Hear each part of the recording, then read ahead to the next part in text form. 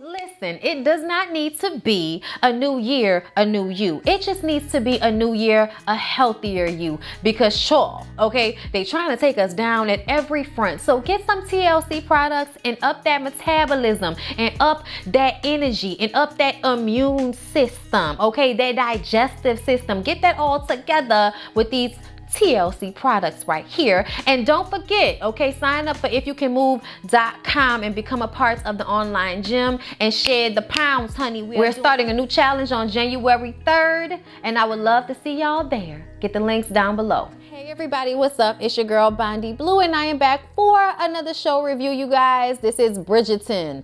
So I actually started watching Bridgerton over like the Christmas staycation that I had, but I wasn't really paying attention. So I had to watch it over again once I got home and became totally enthralled and finished it in 2 days. So because of that, I decided I wanted to come and review it because I thought it was so damn good. Okay, so I'm going to be doing it in chunks. It's not going to be episode for episode. It's probably going to be 2 or 3 episodes every time I do a review. Okay, so let's just go ahead and get into the first part to my Bridgerton reviews. All right, so it starts off, we're in 1813. It's the beginning of the social season. We see the Featherington clan, okay? They're a family of tacky redheads with terrible yellow dresses. Whoo, Lord. When you have that skin tone and that hair color, you dressed in blues, dark greens. You know what I'm saying? You dress in colors that will make your eyes pop along with your hair and your pale skin. You don't put on yellow and wash yourself out. Okay? But whatever, Lady Featherington. Okay, so Lady and Lord Featherington have cackling twins that are quite annoying. They aren't actually twins, but they put you in the mind of the wicked stepsisters, okay? And then they have an adorably plump Penelope, which also puts you into mind of that, you know, one sister that's a little bit nicer, you know, kind of from the Drew Barrymore version of Cinderella. What was that, Ever After? Used to love that movie, okay? But that's what it puts me in the mind of, you know, where one of the sisters isn't so terrible, and because she's a little bit on the plumper side, they kind of treat her like shit too, so she gets it, so she isn't in a rush to treat other people like shit. Like, that's what Penelope gives, okay? Penelope is also BFFs with Fiona Bridgerton. She is one of the kids who lives across the street in the Bridgerton household, okay? The Bridgertons are the family of the main character, Daphne. You guys, I love Daphne. At first, I didn't know how I was going to feel about this situation. I mean, it does often feel like y'all are always trying to push interracial relationships on us as if, you know, black people can't never be together on some of these shows, okay? So I didn't know how I was going to feel, and I had no intent on exactly rooting for Daphne. But I'm obsessed. I love Daphne. I really do. Like, I just think she's a really, really great character. Okay. So we're going to get into it. So Daphne is one of the main girls who is, you know, vying for a suitable suitor, someone with money, someone with prestige, someone that can continue on taking care of her to the standards of which she has, you know, grown up in. Like, they live very well. And also the costumage, you guys, the sets. Like, Bridgerton caught my eye, first of all, because it is so beautifully done. The shot outside of the Bridgerton's house with the lavender falling off the side of the house. I mean, it's like a large home and there are flowers falling all over the place. Do yourself a favor and just go watch the first episode if you have not already, just so you could understand what I mean, because I'm not going to be posting anything just in case Netflix feels like playing with me. Okay, it's definitely going to have a, you know, a screenshot, hopefully, for the thumbnail. Maybe, maybe not. I don't know. But either way, you need to do yourself a favor and just look up some clips of Bridgerton so you can see for yourself how beautiful the show is done. And that is the first thing that caught my eye. But yes, Daphne, okay? Daphne, like many of the other girls, goes before the queen. okay, so that they can basically let the queen see how they look before the social season starts, before they go to meet with any male suitors, okay? And the queen will bestow upon one of the girls the incomparable title, which means she's the best of all the girls. And when Daphne comes before her, flawless, beautiful, dainty, everything that you would want in a wife during this time, the queen calls her closer, says that she's flawless, and then kisses her on the forehead. So now she's head girl of the social season. Lady Whistledown's scandal sheet is another big part of Bridgerton, okay? Scandal sheet, aka gossip site, okay? Okay, if we want to put it in today's terms, Lady Whistledown is a blogger with all the tea. You don't know who she is, but she's putting out all of the tea on everybody every week, okay? And it has heavy weight. Whatever she puts in her paper basically dictates how people will act in their real lives during this social season. It's crazy, right? That somebody you don't even know will write something in a little pamphlet and all of a sudden people are losing their damn minds. But in the scandal sheet, Daphne is named a diamond of the first order. Now across the street, Lady Featherington is not happy at all about this, okay?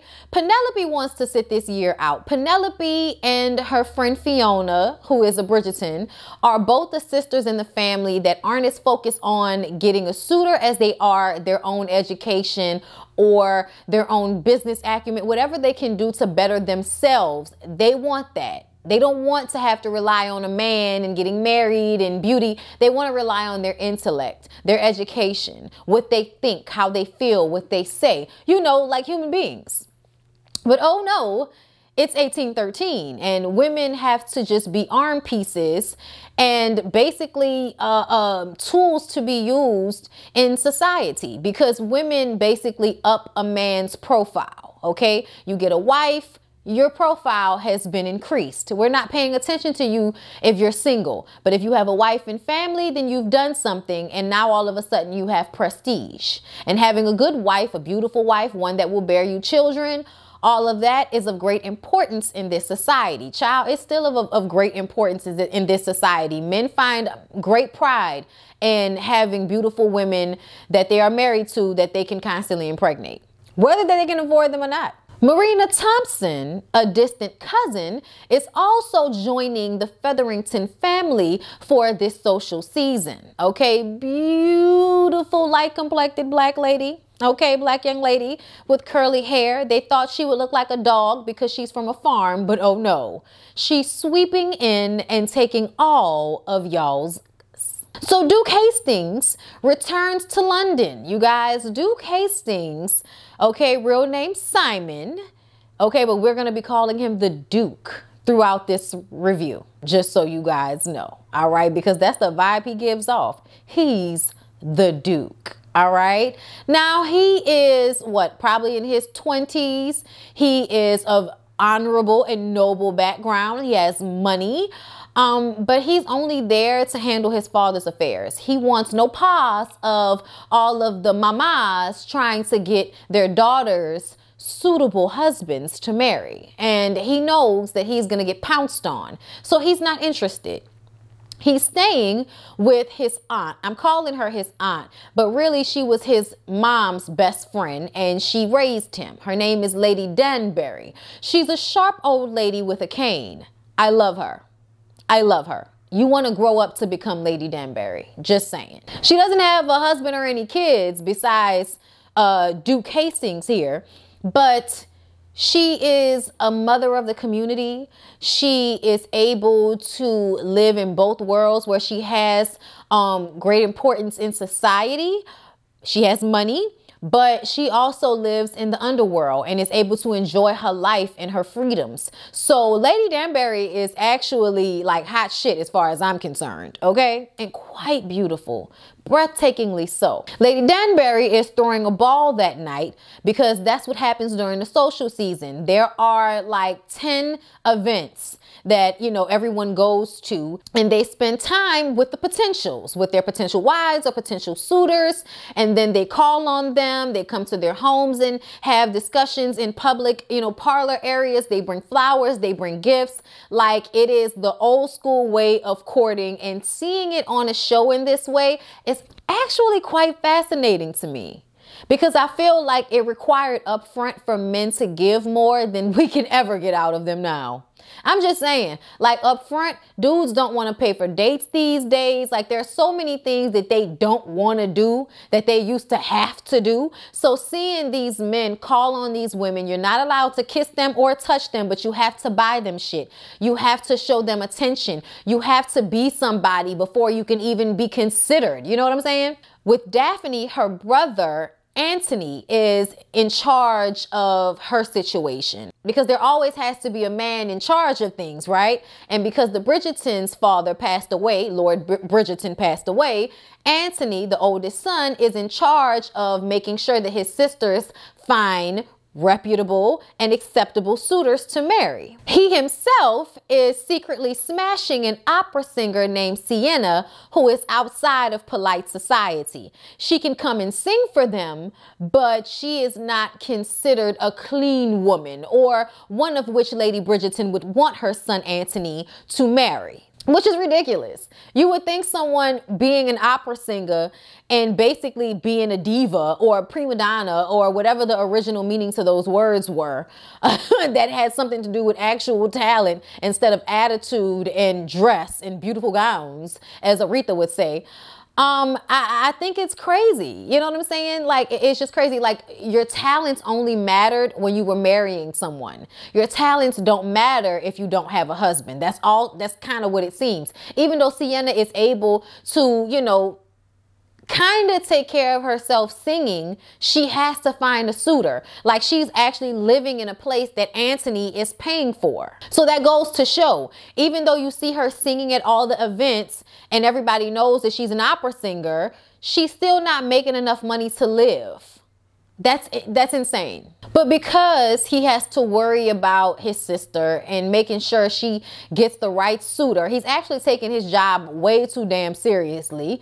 He decides that he's going to end things with Sienna, and then he kicks her out of his home, which he was secretly sharing with her. Daphne is a hot commodity, but Anthony is blocking everyone, and no one is good enough for him. So eventually her suitors kind of fall off. Marina Thompson, on the other hand, is becoming the new diamond of the season. Actually, one of Daphne's brothers, Colin, is quite smitten. He's the youngest of the brothers, and he's interested in Marina Thompson himself. The Duke is noticed at this event that they're all at, and the women swarm him. The mamas and all of the beautiful women who are trying to find suitors are swarming him, okay? Because he's tall, fine, handsome, rich, of prestige, brooding, and disinterested, which is all attractive as far as most women are concerned. Lord Burbrook is an unattractive older man who wants Daphne very badly, and she runs into the Duke when she's running away from Lord Burbrook.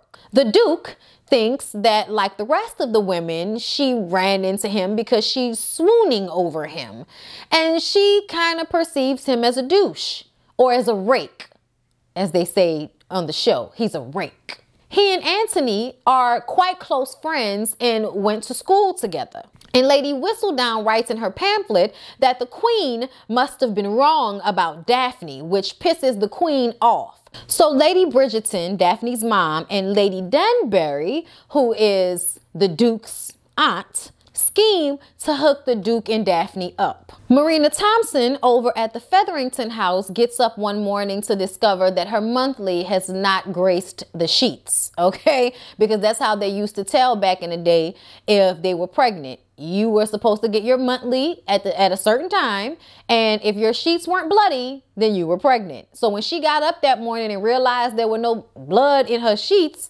She is extremely upset because in this society, when you are trying to find a husband or a suitor, you definitely can't be pregnant by somebody else. You can't even have had sex before. So the fact that she is now ruined, because that is the way they look at women who have had sex or have had, kissed, hugged, touched any man before they get married, they're considered ruined. So this would ruin her shot at getting a suitor while she's there. And it's a shame too, because she was just hitting it off with Connor, who Penelope has a crush on. Mind you, Penelope and Marina have grown to be friends. Because she is also someone who feels like she's on the outside looking in, she takes a liking to Marina, and Marina is very sweet and takes a liking to Penelope. So this is going to cause issue in their friendship, that they both like the same man. The maid figures out that Marina is pregnant because, once again, there's no blood in her sheets, which ends in Lady Featherington slapping the dog shit out of Marina. Anthony tries to force Daphne to marry Lord Burbook. Y'all, Lord Burbook is disgusting. He's disgusting, and Anthony should not be trying to make the very young and beautiful Daphne marry him. Like, I was like, Anthony, what the hell are you thinking? Like, what is wrong with you? He seems to think that Lord Burbook has, no issue. He pays all his debts, blah, blah, blah, blah. But it's just like, he's a creepy old man who wants to have sex with your 17-year-old sister. Can you do us a favor and find someone who's closer to her age and more attractive and less, okay? Also, Lady and Lord Bridgerton were in love. That's why they have like 8 or 9 kids, okay? It's a whole slew of Bridgertons, y'all. Okay, it's 3 brothers and it's actually 4 brothers and 4 daughters, I believe. So it's 8 altogether, I believe. I could be wrong. But either way, they were in love. So Daphne wants love. A lot of the people in her family want love because that's what they saw their parents have. So Lord Burbook is definitely not it, okay? So when he tried to push himself on her in the garden, because they were all at another event, at another ball, and he tried to, push up on her when she said she would never marry him. First of all, he followed her into the garden by herself, which is a no-no. You're not supposed to be alone with any man. So he followed her and then tried to like rush up on her and grab her, but she ended up socking him just as the Duke was running up. The Duke was in the garden and he saw what was going on and he was running up to save her, but she didn't need any saving. Because Daphne had her own back. She's worried about people saying that she's been ruined if they see that she was out here in the garden with these men by herself, or any man by herself that's not her brother. They realize that both the Duke and Daphne are tired of Lady Whistledown and her damn pamphlet affecting their lives. So they decide that they're going to pretend to form an attachment so that the Duke will be able to fend off all of those pesky mamas and their thirsty daughters, and men will flock to Daphne once they see that someone, as upstanding as Duke Hastings is interested in her, because she has got to do better than Lord Burbook. So that's the end of the first episode. So now going into the second, we see the Duke being born. Okay, all his father cares about is if he has a son or not. Okay, the woman is obviously going through a very hard labor, and he has him and all of his little homeboys out in the hallway with their wigs on, screaming about, do I have a son or not? Do I have an heir? That's all they care about. Okay. Lady Danbury shows up because she knows that the Duke, okay, this Duke, the Daddy Duke, that's what I'm gonna call him, okay? Because Lady Danbury knows that Daddy Duke doesn't really care anything about her friend, okay, his mother. And that became even more clear once she had the baby and they hand the baby off to Daddy Duke, and he takes the baby out so that they can cheer over the fact that he finally has an heir. And she dies. She dies from bleeding out. Thank God Lady Danbury was by her side. Otherwise, Lady would have died alone with just the maids around. Like, I'm sure she had an attachment to her server people or whatever. But still, like, how terrible are you not to care about the woman that you've had this child with as she's dying on this bed? Like, it was cold-blooded. I don't know if y'all know yet, But Daddy Duke is a dickhead. Daddy Duke is a piece of shit. Daddy Duke should have died in a far more terrible way than he did. We'll get to it though. So now we know that Duke Hastings, okay, the Duke that we know now, is basically an orphan from his mother. And eventually we find out he's also an orphan from his father. And Lady Danbury is the only one besides his teachers that positively poured into him. So Penelope, you guys, Penelope tells Eloise that one of her unmarried maids is with child. Now she's really talking about Marina, but she doesn't want anybody to know that she's talking about Marina. And this is when I realized that none of the young women know what sex is. They have no idea how babies are actually made, because Penelope is trying to understand, how is it that she got with child and she's not married? All they understand is you get married and then you are with child. They don't understand that there's an actual physical form of sex that happens in order for you to get impregnated. And even if you do have sex, that doesn't necessarily mean that you will get pregnant. And just because you get pregnant, it doesn't mean that you're married. So there are a whole bunch of things that people have connected in society, and no one is having the real conversations with these young ladies because it's supposed to be, you know, taboo and unacceptable to discuss sex. But they're doing their daughters a disservice by not telling them exactly what sex is. We all know that. How many times have you seen someone not know that they've, you know, been assaulted because their moms didn't tell them exactly what sex was? They thought they were playing doctor. Fiona doesn't want any of that, okay? They need to find out how the hell this unmarried girl got pregnant, because they don't want to catch it, okay? They have things to do. Fiona is trying to further her education, baby. She is not trying to slip and fall and get pregnant. Daphne gets more gentlemen callers, and Anthony shows up with Lord Burbrook. I was just like, oh my God, all of these eligible bachelors and men who aren't making us nauseous, and you coming up in here with Lord Burbrook with his black eye that Daphne gave him the night before, talking about he proposed. I don't care. Oh my God. Lady Bridgerton is not happy about this either, okay? She's not happy that Anthony came in and told all of the gentlemen callers to leave, ruining a perfectly good morning.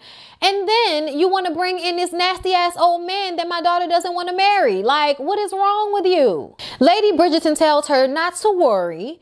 Okay, when the Duke shows his intentions, Burbrook will have to back down. The Duke is boxing with his friend Will, and Anthony shows up to fight the Duke because he doesn't want his sister with a rake like the Duke. Okay, yes, they are friends, but he also knows about, you know, the Duke's whoredom. He doesn't want to marry. He likes to go around sleeping with any old body, and Anthony does not want him disgracing his little sister. So he jumps in the ring, and, you know, he's lucky. He gets a few hits in, but I also feel like it's because, you know, Simon didn't want to whip his ass. You know what I'm saying? But I respect Anthony for fighting on behalf of his sister. We get a flashback of the Duke as a child, and he had a stutter.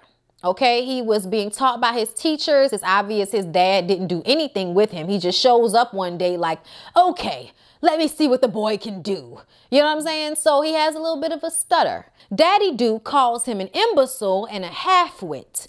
Keeping their dukedom relies on them remaining extraordinary. And a little boy having a stutter is obviously not extraordinary. So now Simon, as like a 7-year-old, is dead to him. I was just like, throw Daddy Duke the hell away.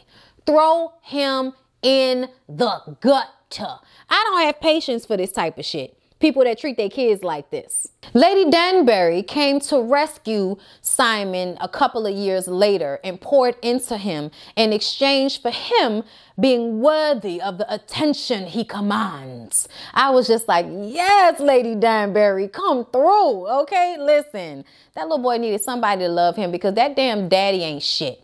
Okay, I don't know how else to say it, but he ain't shit. So the Duke and Daphne continue their charade, and they are starting to enjoy each other's company. Anthony is quite bothered, and Burbrook makes another plea for Daphne's hand, but the Duke tells him that he got popped by Daphne for coming for her virtue. Anthony believes it because Simon says it. He wouldn't have believed it if Daphne had said it, okay? Anthony tells Lord Burbrook, aka Nigel, that if he so much as glances at Daphne, she won't be the only Bridgerton laying hands on him. I was like, thank you, Anthony, okay?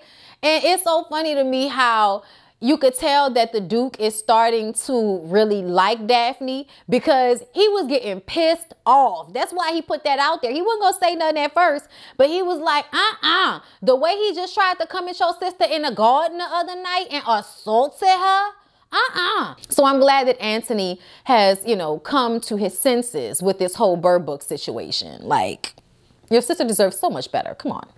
Later on, Nigel runs up on the Duke in the night. And I'm like, why are you running up on somebody who could whip your ass? Like, what is that about? Okay, child, this is annoying as he wants to be. His entitlement, Jesus. Nigel refers to Daphne as livestock and then questions if the Duke has had her, which is so disrespectful on so many different fronts. And then, for the coup de grace, decides to throw the Duke's family business, his mom, his dad, whatever, in his face. And so Nigel Burbrook got his ass whipped that night.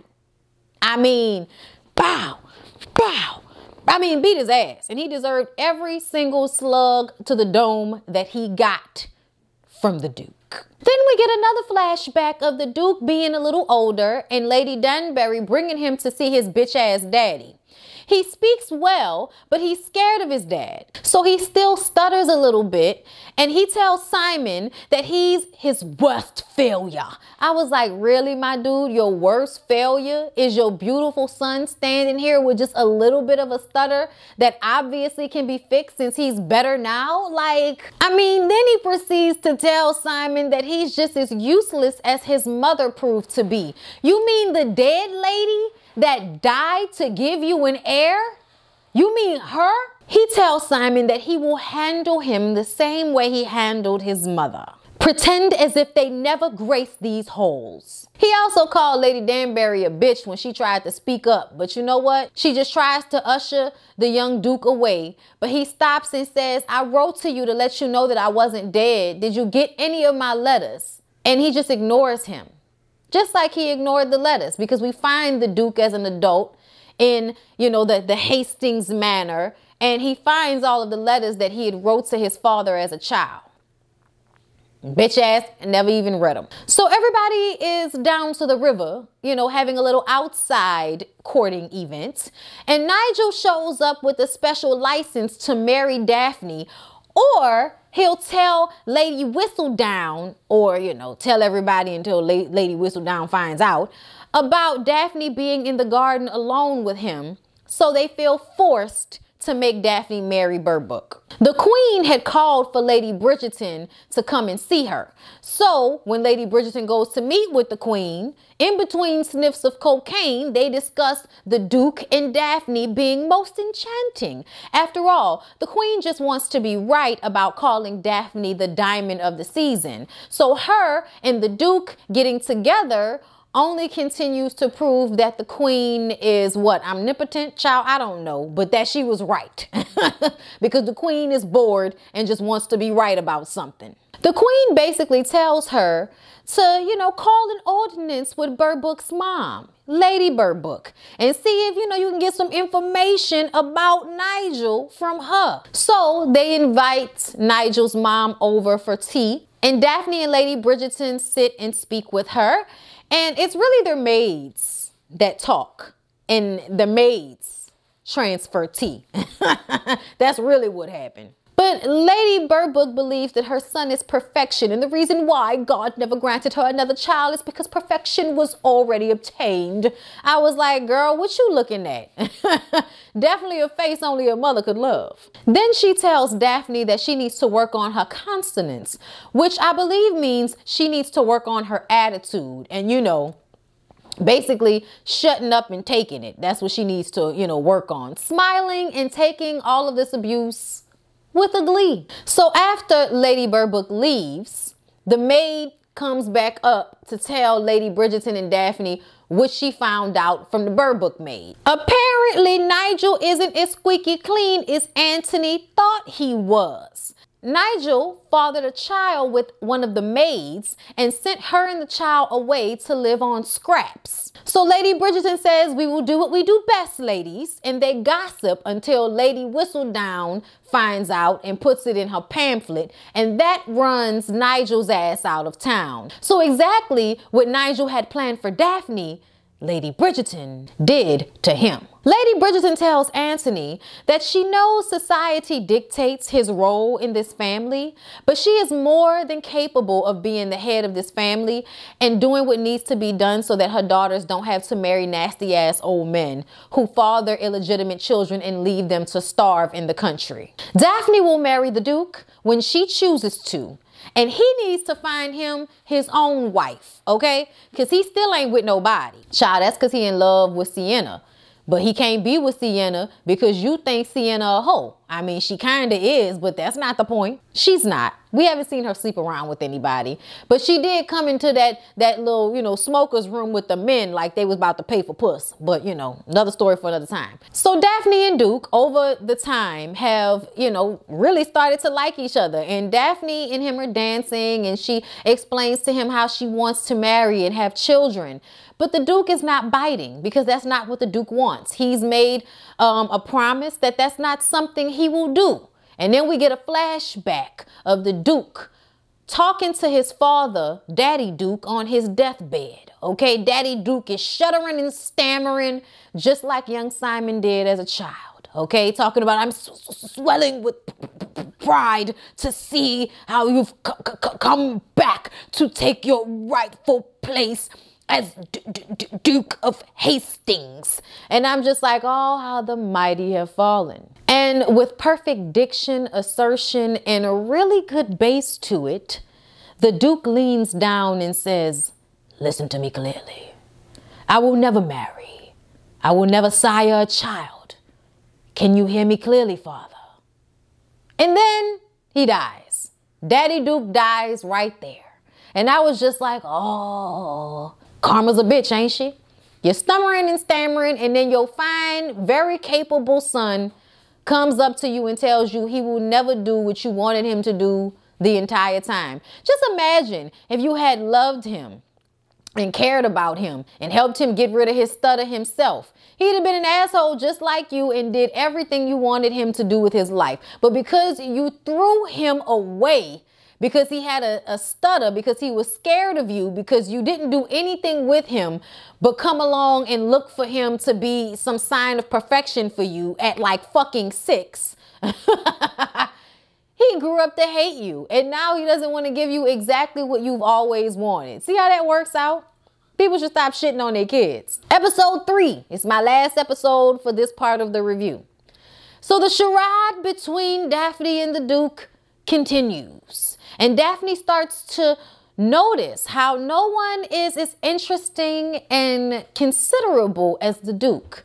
They're at one of the balls and she's dancing and the guys barely have anything to say. They're not very attractive. And if they are very attractive, all they can talk about is their money, or they don't have a lot of money, or they don't have a mind of their own. Like, it's just, so many things that made her realize that the Duke really has sparked her interest in a way that no one else has. Child, then the Queen and her afro come into the building with her nephew, the Prince of Prussia. Now, before he came over to Daphne, he was speaking with Cressida. Okay, Cressida is, tall, blonde, snarly in the face, probably a beautiful body, just very snarly in the face. You know what I'm saying? So she's still trying to find her man and constantly hating on Daphne. Okay, so she's talking to the Prince of Prussia, and Daphne and the Duke are standing there kind of assuming what they're saying by reading their lips and kind of knowing how these conversations go. He's going to comment on how beautiful her dress is. She's going to swoon and damn near pass out because she can't believe he's just giving her a compliment. So they were laughing and giggling about it. And then here comes the prince. He comes over and comments on Daphne's dress and she bursts into laughter and there's a snort that happens. Okay, the Queen was like, oh my God, let's get away from this girl. She's snorting while she's laughing. And the Duke is standing nearby laughing himself. We see Sienna. Y'all know that since Anthony put her out of his house, she has been basically going pillar to post. Okay, so now she is staying with Mademoiselle Delacroix. And Mademoiselle Delacroix is the dressmaker who is supposedly from Paris. Since she's been cast away from Anthony's home and from his affections, she now has to find herself another suitor. Because like I said, being a well-known opera singer in their area has not afforded her the funds to be able to live without a man. So all of the men meet up to gamble. And that is when we see Lord Featherington has a gambling problem. We haven't even heard much from Lord Featherington this entire time. It's all about his wife, his daughters, and Miss Marina Thompson. But now we see that he very much does not know how to keep his money in his damn pocket. Anthony and the Duke are actually enjoying each other's company, okay? It's been a little contentious between the two of them since the Duke started courting Daphne. But now that he sees, or at least he thinks, that the Duke is actually being honorable as it pertains to Daphne, he's kind of backing off a little bit. And he can return to being good friends with the Duke, because this is like his best friend outside of his brothers. Sienna comes in looking for a few good men. And he gets up and leaves because he doesn't want her to see him. And also because, you know, he don't want to get his feelings hurt when she finds her another man right in front of his very eyes. But she ends up having a flirtatious conversation with the Duke, and she invites him to one of her performances. Later, at an event at the museum, Lady Featherington tries to marry Marina off to some old man, but Marina is having none of that. Okay, I think not. I mean, she won't even fake the funk in front of their faces. It's like, get this man the hell away from me. Penelope also extends her aid in trying to help Marina escape the clutches of such an undesirable old ass man. One of Daphne's brothers meets an interesting artist through Lady Danbury. Y'all remember that. The prince makes another advance at Daphne, but when she sees the Duke, she kind of goes to find him, and they're in one of the rooms in the gallery alone. She finds the Duke looking at one of the paintings that he had donated to the museum. And it's actually his mother's favorite picture. And he talks about how he never really got it. And then Daphne explains how at peace it makes her feel. And that must be how his mother felt about the painting. So drawing that connection, Daphne understanding his mother in a way that himself has never understood her, probably touched him on some level. They have a moment when they're like about to touch hands, and then the crowd erupts in another room, and they run to see that Cressida has fainted into the arms of the prince. The Duke and Daphne laugh at Cressida finally passing out after all of the swooning she's been doing over the prince lately. So Lady Whistledown writes another sheet speaking of the queen losing her luster since Daphne has not been proposed to yet. So she tells the prince that no one is more suitable for Daphne than a prince.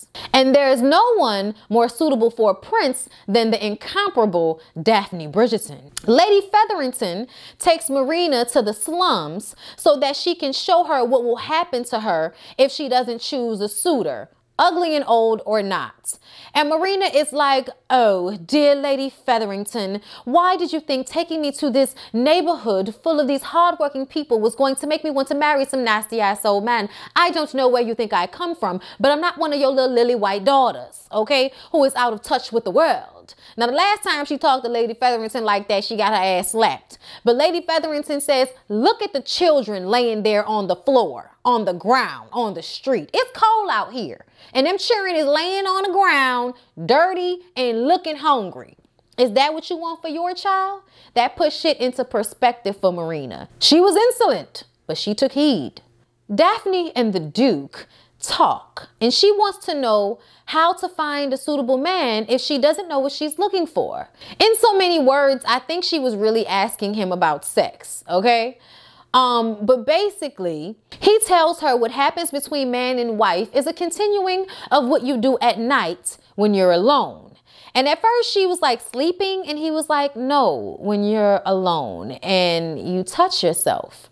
Obviously, she's never touched herself before. So he tells her that when she goes to bed tonight, to touch herself in anywhere that is pleasurable, but specifically in between her legs until she feels a buildup and then a release. Basically giving her a roundabout way lesson on how to masturbate. Later that night, she does just that. And after she masturbates for the first time, she finishes a song she had been writing at the piano for days now, aggravating the shit out of her siblings, playing the same doom, doom, doom over and over again. Now it's do-do-do-do-do-do-do-do-do-do-do-do, like she done figured it out now. I swear orgasms and shrooms will set you free. The Duke definitely inspires. Lady Dunbury tells the Duke not to play with Daphne's affections. If he's going to court her, propose to the damn girl. How long you gonna wait? Basically, shit or get off the pot so that Daphne can become a princess, because the Prince of Prussia is checking for Daphne. Benedict, the second oldest brother, the artist, sits down and has a smoke with his little sister Fiona. To see such a young teenage girl smoking cigarettes the way she was, I was like, child, you know you got an old soul. But they smoke and discuss the trappings of him being the second son. He wants to be an artist, but he can't seem to complete anything. Fiona understands because she doesn't want to be like Daphne. She doesn't want to have to find a suitor and only be, appreciated for her beauty. She wants to be appreciated for her intellect, which is unheard of at the time. So y'all know the Duke felt some type of way after his conversation with Lady Danbury. So he tells Daphne that the ruse has to end. She was nothing more than a pretty convenience to him, and she will make a wonderful princess. So he basically rebuffs her so that he can push her away, so that she will make a better decision and choose a prince, because he knows he can't give her what she wants or needs. So we see Sienna perform, you guys, and she blows everyone in the crowd away. So Sienna had expected for the Duke to show up to one of her previous shows, and he didn't show up because he was somewhere with Daphne, right? At the end of this show, after she finishes, blowing everybody out of the water, Antony shows up and he questions her about the Duke, but she says that he has not called upon her. Antony says that he misses her and he wants her back, but she tells him she cannot play his fool any longer, meaning you're not gonna keep putting me out on the street and then bringing me back and then putting me out whenever you can't handle society's bullshit. Marina received a letter from her baby daddy saying that he didn't want her or their baby, which broke her heart. She had been receiving letters from him for months saying that he loved her and he wanted to be with her. But she finally sent him a letter saying she was pregnant, and the response was that he didn't want her anymore. She cries and screams and wails in pain, and it's heard all the way down the hall in Lady Featherington's room, where her maid is combing out her hair for the night, and we find out that they actually studied the letters and wrote that letter themselves in order to get Marina to choose another suitor instead of waiting on her baby daddy to come back from war, because that's where he is. He went to war, and she assumed that eventually he would come back and marry her and take care of their child. But no, he don't want her no more. Lady Bridgerton brings Antony a list of eligible women for him to see after. Time is of the essence, okay? We need to focus on getting your ass married and out of my house, basically, okay? So Daphne gets on her bad bitch tip, okay, gets the feathers and the curls put in her hair, puts on this beautiful white gown with embroidery, y'all, okay, and she slow-mos into the ball down the steps and catches the breath of everybody watching, including the Prince of Prussia, who asks for her first dance. And the Duke looks tongue-tied and bothered. Lady Whistledown said, "Why settle for a duke when you can have a prince?" Poor Cressida. Cressida really thought she was going to get that prince. Thought they was going to have little white blonde head babies together. But it seems as if Daphne then came in and stole your prospect, girl. Yo, I love this show. I absolutely adore this show. I hope this first part was good enough for you guys, because I did the notes in a different way where I don't, you know, go blow by blow.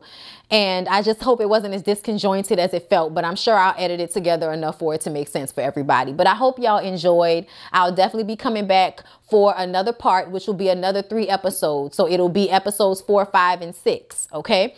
Probably next week. I am going to review Girlfriends, just so y'all know, because people have been asking about it. But anyway, you guys, I love y'all. I hope y'all liked it, and I'll see y'all in the next one. Mwah!